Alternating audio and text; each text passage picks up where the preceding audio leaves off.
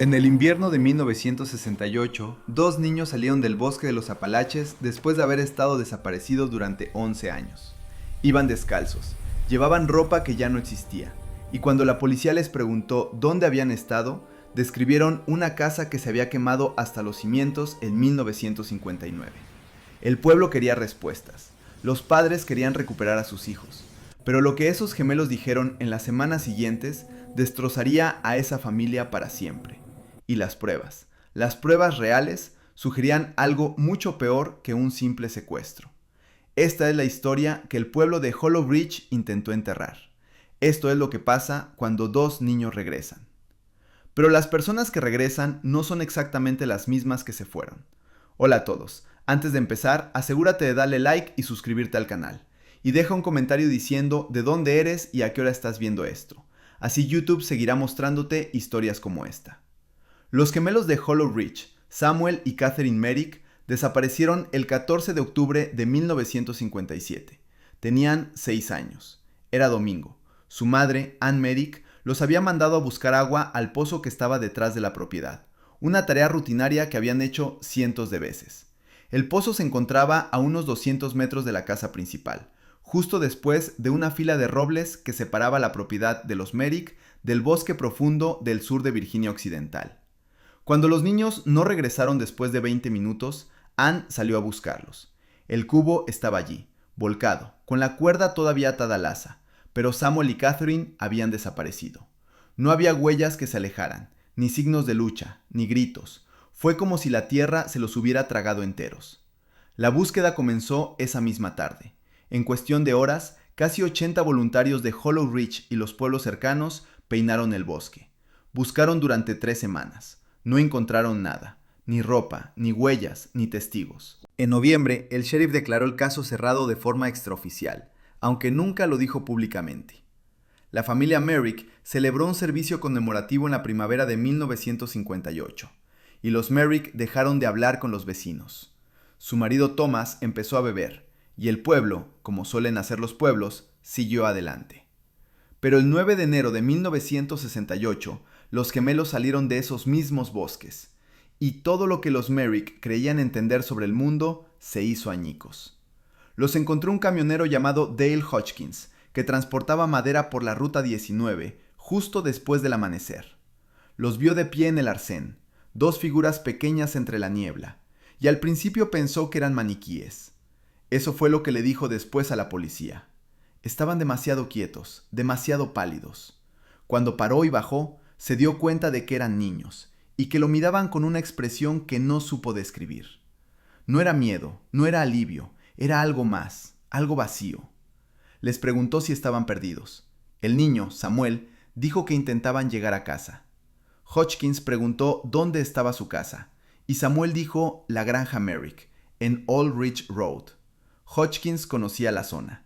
Se había criado a 2 pueblos de distancia, así que metió a los niños en la cabina del camión y los llevó de vuelta. Cuando llegaron, Ann Merrick abrió la puerta y se desplomó. No gritó, no lloró, simplemente cayó de rodillas y los miró como si viera fantasmas, porque, en cierto modo, los estaba viendo. Los niños parecían casi idénticos a como habían sido 11 años antes. Samuel y Catherine deberían tener 17 años, pero allí, en el umbral, no parecían mayores de 8 o 9 años. Tenían el pelo de la misma longitud que el día que desaparecieron. Sus rostros apenas habían envejecido. La ropa que llevaban era hecha a mano, cosida con tela áspera que parecía arpillera, y sus pies estaban llenos de callos y cicatrices, como si hubieran caminado descalzos durante años. Ann los hizo pasar, les dio de comer, los bañó, y luego, poco a poco, empezó a hacer preguntas. ¿Dónde habían estado? ¿Quién los había llevado? ¿Cómo habían sobrevivido? Samuel fue quien más habló. Catherine apenas decía nada. Se quedaba sentada en un rincón de la habitación mirando a la pared, con las manos cruzadas en el regazo. Samuel dijo que habían vivido en una casa en el bosque. Dijo que una mujer los había llevado allí. La llamaba la guardiana. Dijo que al principio había sido amable, que les había dado comida y un lugar donde dormir, pero que con el tiempo la casa había cambiado. Las habitaciones se hicieron más pequeñas. Las ventanas desaparecieron y la guardiana dejó de parecer una mujer. Dijo que empezó a aparecer otra cosa, algo que solo fingía ser humano. Thomas Merrick llamó al sheriff. A media mañana llegaron 2 ayudantes junto con un médico del condado llamado Paul Everett. El doctor Everett examinó a los gemelos, midió su altura, les revisó los dientes, les tomó la temperatura. Anotó en su informe que ambos niños parecían sufrir desnutrición y exposición a la intemperie, pero que su desarrollo físico era incompatible con su edad cronológica. Deberían ser adolescentes, pero biológicamente eran preadolescentes. No tenía explicación. Los ayudantes pidieron a los niños que describieran la casa donde los habían tenido retenidos. Samuel dijo que estaba hecha de piedra y madera, que tenía 3 habitaciones y un sótano, y que se encontraba cerca de un arroyo a unos 3 kilómetros al oeste de la propiedad Merrick. Dijo que la guardiana los mantenía en el sótano la mayor parte del tiempo, pero que a veces les dejaba subir. Dijo que la casa olía a humo y a tierra húmeda. Catherine, cuando le insistieron, solo asintió. Los ayudantes lo anotaron todo y a la mañana siguiente fueron al bosque a buscar la casa que Samuel había descrito. El grupo de búsqueda estaba formado por 4 ayudantes, un policía estatal y Thomas Merrick, que insistió en ir a pesar de las objeciones del sheriff. Siguieron las indicaciones de Samuel, 3 kilómetros al oeste a través de un bosque denso, pasando por un lecho seco de arroyo hacia un claro que él decía recordar.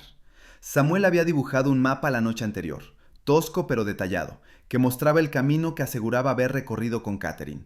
El mapa incluía puntos de referencia: un roble partido, una formación rocosa con forma de diente, un lugar donde el terreno se hundía y se llenaba de agua de lluvia.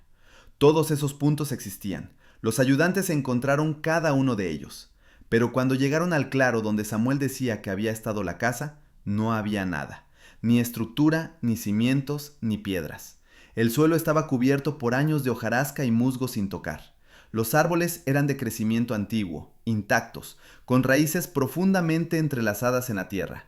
Uno de los ayudantes, un hombre llamado Carl Dempsey, escribió después en su diario personal que el lugar se sentía mal, no por lo que había, sino por lo que no había. Dijo que el aire estaba demasiado quieto, que ni siquiera los pájaros hacían ruido, pero no había pruebas de que hubiera existido una casa, ni de que alguien hubiera vivido allí. Ampliaron la búsqueda. Cubrieron un radio de 5 kilómetros en todas direcciones. Trajeron un perro cadáver desde Charleston, pensando que tal vez los niños habían estado retenidos bajo tierra en algún tipo de bodega o búnker. El perro no encontró nada. Revisaron los registros del condado en busca de antiguas escrituras de propiedad, pensando que quizás había habido una construcción allí hace décadas, ya reclamada por el bosque. No había registro. Nunca se había construido una casa en esa zona. Lo único que encontraron, y este detalle fue enterrado en el informe oficial, fue una depresión en el suelo a unos 9 metros de donde Samuel decía que había estado la casa. Era circular, de aproximadamente 2 metros de diámetro, y estaba llena de ceniza, ceniza antigua, datada posteriormente entre 1950 y 1960. Alguien había quemado algo allí, algo grande, pero no había forma de saber qué. Cuando los ayudantes regresaron y contaron a los Merrick lo que habían encontrado, o mejor dicho, lo que no habían encontrado, Ann le pidió a Samuel que se explicara. Él no pudo. Insistió en que la casa había estado allí. Dijo que recordaba la puerta, las ventanas, el olor del fuego en la chimenea. Catherine, sentada junto a él, no dijo nada. Solo miró sus manos. Thomas Merrick preguntó a los ayudantes si creían que los niños mentían. Los ayudantes no respondieron, pero su silencio habló por ellos. Durante las 2 semanas siguientes empezaron a surgir inconsistencias, pequeñas cosas al principio. Samuel decía que la guardiana les cocinaba todas las noches, pero cuando le preguntaban qué habían comido, no lo recordaba. Decía que había un reloj en la pared, pero no podía decir qué hora marcaba. Decía que Catherine había dormido en una cama junto a la ventana, pero Catherine, cuando le preguntaron por separado, dijo que había dormido en el suelo. Los detalles no coincidían. El doctor Everett realizó un segundo examen. Esta vez trajo a un colega, un psiquiatra de Morgantown llamado Richard Holloway. Holloway habló con los gemelos durante más de 3 horas. Sus notas, que más tarde fueron selladas y solo entregadas a la familia en 1992, pintaban un cuadro perturbador. Escribió que ambos niños mostraban signos de disociación severa y posible construcción de falsos recuerdos. Anotó que la historia de Samuel cambiaba ligeramente cada vez que la contaba, y que Catherine parecía estar en un estado de mutismo selectivo, hablando solo cuando se le insistía directamente, y aún así en fragmentos. Pero la parte más inquietante del informe de Holloway no era sobre los niños, era sobre Anne Merrick. Escribió que durante sus entrevistas, Anne le había susurrado algo en privado. Dijo que cuando los niños regresaron por primera vez, había notado algo en sus ojos. Dijo que ya no parpadeaban como antes, que la observaban de una forma que la hacía sentir estudiada. Preguntó si era posible que los niños olvidaran cómo ser humanos. Holloway no incluyó su respuesta en el informe oficial. La investigación se estancó.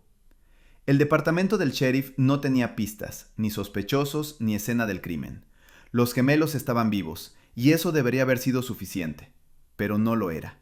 Ni para Thomas Merrick, ni para los ayudantes que habían recorrido esos bosques y sentido algo que no podían nombrar, ni para la gente de Hollow Ridge, que empezó a murmurar cuando la familia Merrick iba al pueblo. Thomas contrató a un investigador privado en marzo de 1968, un hombre llamado Leonard Voss, exdetective de la Policía Estatal, que había trabajado casos de personas desaparecidas por toda la región de los Apalaches. Voss era metódico. Volvió a entrevistar a todos los que habían participado en la búsqueda original de 1957. Revisó los informes policiales, las declaraciones de testigos, los mapas de búsqueda, y encontró algo que los ayudantes locales habían pasado por alto, o tal vez habían elegido no ver. 3 días después de la desaparición de los gemelos en 1957, una mujer llamada Judith Kane había informado haber visto a 2 niños que coincidían con la descripción de Samuel y Catherine caminando por un camino maderero a unos 6 kilómetros al norte de la propiedad Merrick.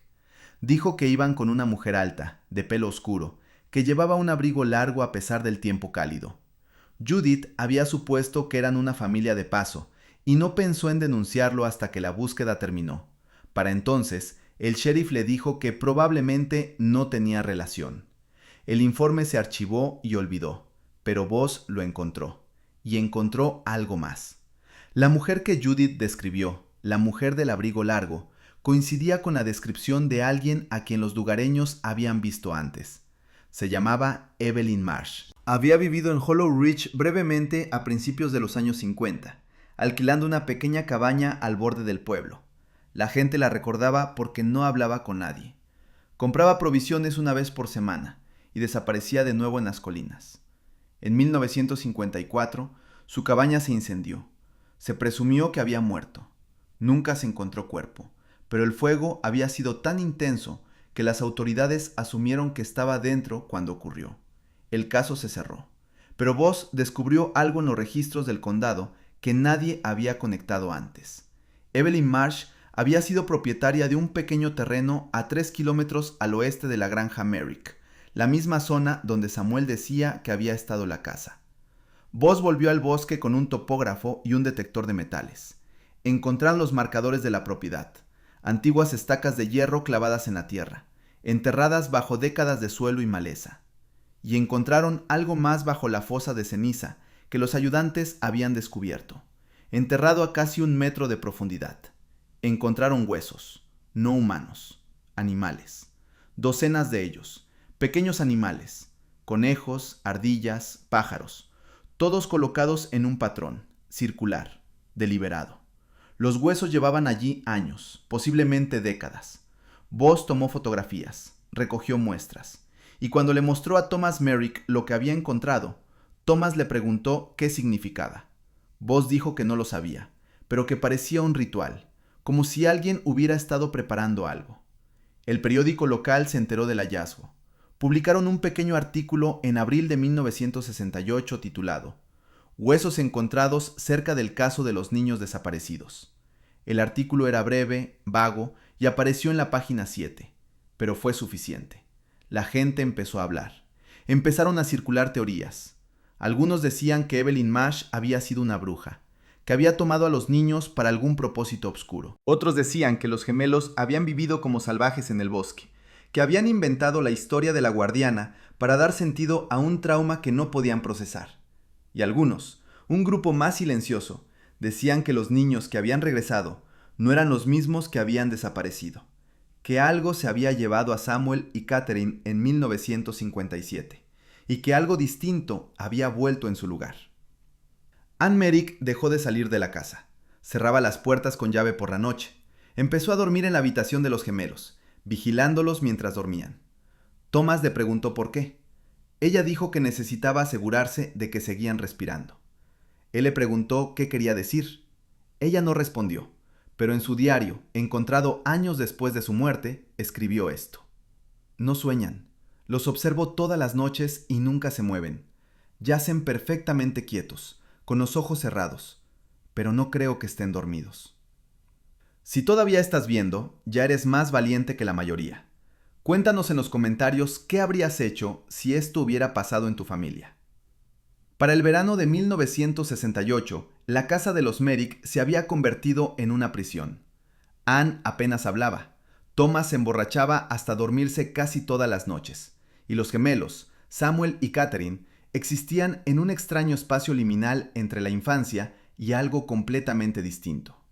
Fueron a la escuela durante 2 semanas antes de que el director pidiera a Ann que los mantuviera en casa, no porque fueran disruptivos, sino porque inquietaban a los demás niños.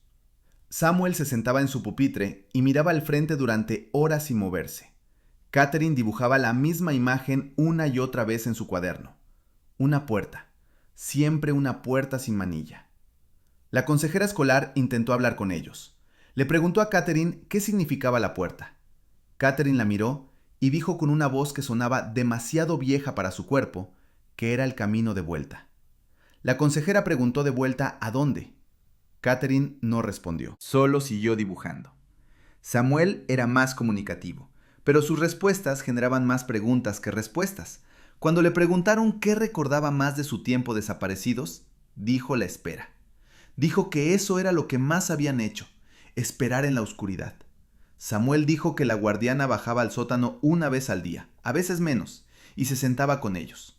No hablaba, solo miraba. Y Samuel dijo que después de un tiempo, él y Catherine dejaron de tener miedo, dejaron de sentir cualquier cosa. Dijo que era como olvidar cómo ser persona, como si algo dentro de ellos se hubiera dormido y nunca volviera a despertar. El Dr. Holloway continuó sus sesiones con los gemelos durante todo el verano. Sus informes se volvieron cada vez más preocupados. Anotó que ambos niños mostraban lo que él llamó afecto aplanado, un término clínico para la ausencia casi total de emociones. No reían, no lloraban. Cuando les mostraron fotografías de su familia de antes de desaparecer, miraron las imágenes como si fueran extraños. Holloway intentó terapia de regresión, una técnica controvertida incluso en esa época, con la esperanza de desbloquear recuerdos reprimidos. Bajo hipnosis ligera, Samuel describió el sótano con mayor detalle. Dijo que las paredes eran de piedra y que había marcas talladas en ellas, símbolos. No pudo reproducirlos con exactitud, pero dijo que parecían letras de un idioma que no conocía. Dijo que la guardiana trazaba los símbolos con los dedos mientras los observaba, y que cuando lo hacía el aire cambiaba. Dijo que se sentía más pesado, como estar bajo el agua. Catherine, bajo la misma terapia, dijo menos. Pero lo que dijo fue más inquietante. Dijo que la casa no siempre estaba en el mismo lugar. Dijo que a veces, en los raros momentos en que les permitían subir, miraba por la ventana. Y la vista era diferente. Árboles distintos, cielo distinto. Dijo que una vez miró hacia afuera y no vio nada, solo blanco, como si el mundo exterior hubiera sido borrado. Cuando Holloway le pidió que lo aclarara, ella dijo que no podía, que no tenía palabras para eso. Solo sabía que la casa se movía, o que ellos se movían, o que algo se movía y la realidad se doblaba a su alrededor. En agosto, Leonard Voss entregó su informe final a Thomas Merrick. Tenía 63 páginas. La mayoría eran pruebas y testimonios, pero las últimas 3 páginas eran las conclusiones personales de Voss, y eran demoledoras. Escribió que, en su opinión profesional, los gemelos no habían sido retenidos por un ser humano. No especuló sobre qué los había tomado. Simplemente afirmó que las pruebas físicas, las psicológicas y el propio testimonio de los niños sugerían una experiencia que desafiaba cualquier explicación convencional.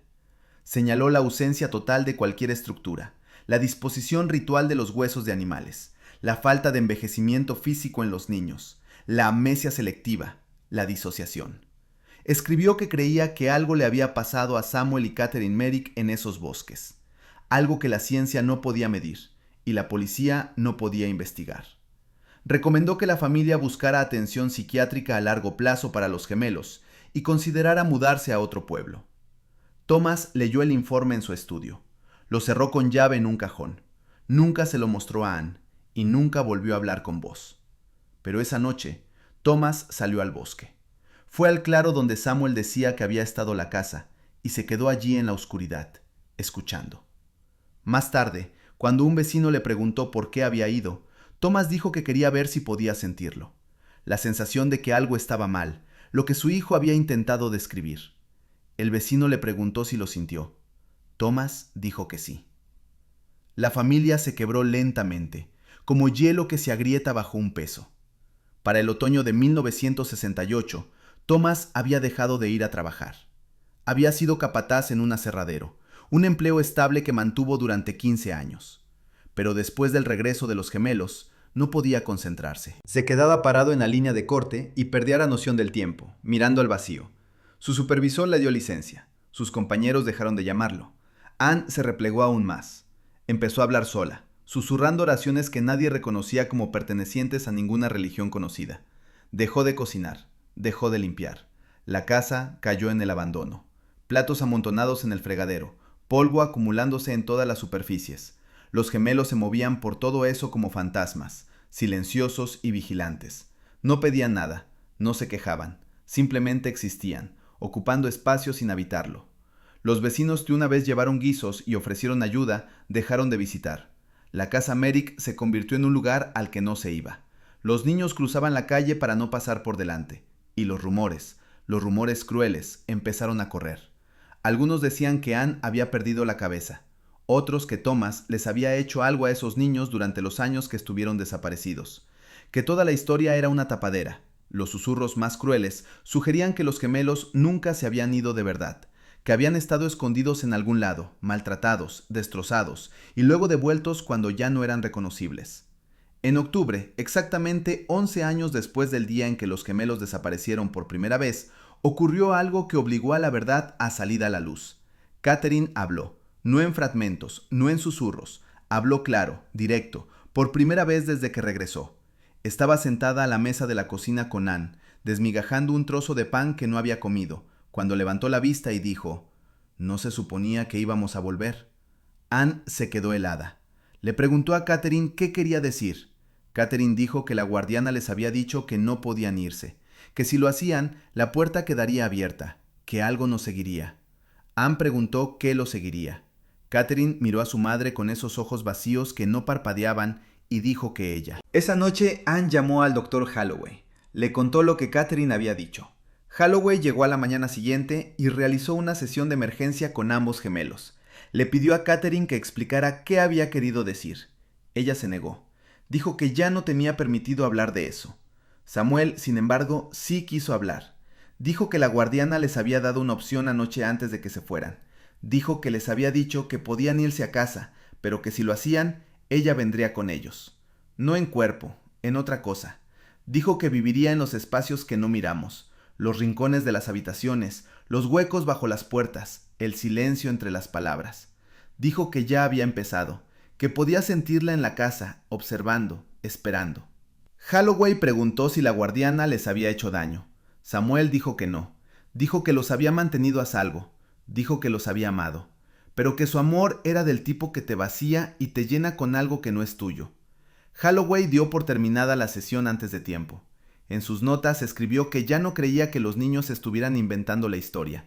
Escribió que creían con absoluta convicción que algo los había seguido hasta casa.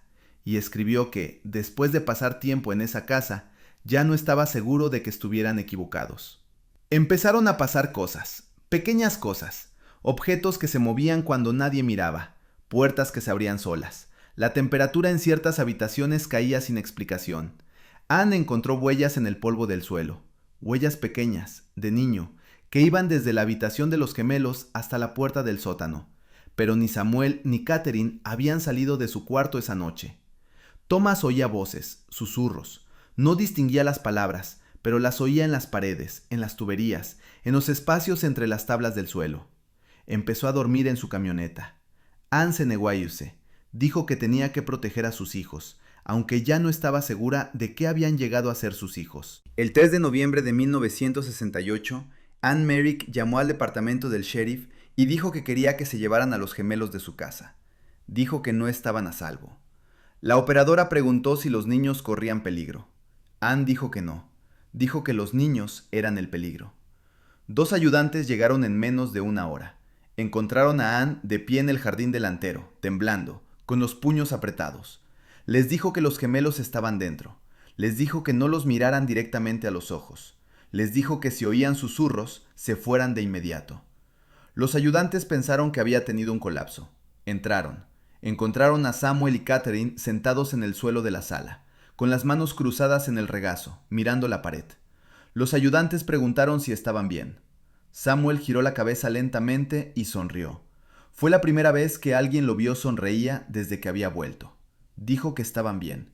Dijo que estaban esperando. Los ayudantes preguntaron qué esperaban. La sonrisa de Samuel se hizo más grande. Los gemelos fueron internados en un centro psiquiátrico estatal en Charleston el 5 de noviembre de 1968. Ann Merrick firmó los papeles de internamiento ella misma. Thomas no asistió. Se había ido 3 días antes y nunca regresó. Su camioneta fue encontrada abandonada en un camino maderero a 32 kilómetros al norte de Hollow Ridge. Las llaves puestas, la puerta del conductor abierta. Realizaron una búsqueda. Encontraron su cartera, su abrigo y un solo zapato. Ni cuerpo, ni sangre, ni signos de lucha. El caso se clasificó como probable suicidio, aunque nadie pudo explicar a dónde había ido ni por qué. Ann permaneció sola en la casa 6 meses más. Casi no comía, casi no dormía. Los vecinos la veían de pie junto a las ventanas a horas intempestivas, mirando la oscuridad. En abril de 1969 se ahorcó en la habitación de los gemelos. La nota de suicidio fue breve. Decía: siguen aquí, nunca se fueron, los oigo en las paredes. La casa se vendió en subasta ese mismo año. Ha tenido 7 dueños desde entonces. Ninguno se quedó más de 2 años. La mayoría informó lo mismo: zonas frías, susurros, la sensación de ser observado. El dueño actual, un hombre que compró la propiedad en 2014, se negó a hacer comentarios cuando lo contactamos para esta historia, pero los registros públicos muestran que no vive allí desde 2016. La casa está vacía ahora, ventanas tapiadas, jardín invadido por la maleza. La gente de Hollow Ridge la evita, no habla de ella, y desde luego no habla de los gemelos. Samuel y Catherine Merrick pasaron 17 años en el centro psiquiátrico. Durante ese tiempo apenas hablaron. Los médicos probaron medicación, terapia, electrochoques. Nada funcionó. Seguían emocionalmente planos, sin respuesta, distantes.